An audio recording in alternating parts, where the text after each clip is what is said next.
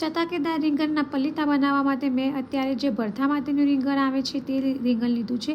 ત્યાર પછી હવે આપણે તેની સ્લાઇસ કરી લઈશું. તો આ રીતે અમે ચપ્પુની મદદથી રીંગણની સ્લાઇસ કરી લીધી છે.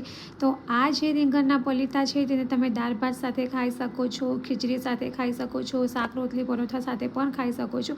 ત્યાર પછી મસાલો બનાવવા માટે મેં ચણાનો લોટ લીધો છે, ગરમ મસાલો છે, હળદર પાવડર છે, લાલ મરચું પાવડર છે, હિંગ છે, ધાણા જીરું પાવડર છે, ચાટ મસાલો છે, ત્યાર પછી લીલી કોથમીર છે અને આ બધી વસ્તુને આપણે એકદમ સરસ રીતે મિક્સ કરી લઈશું.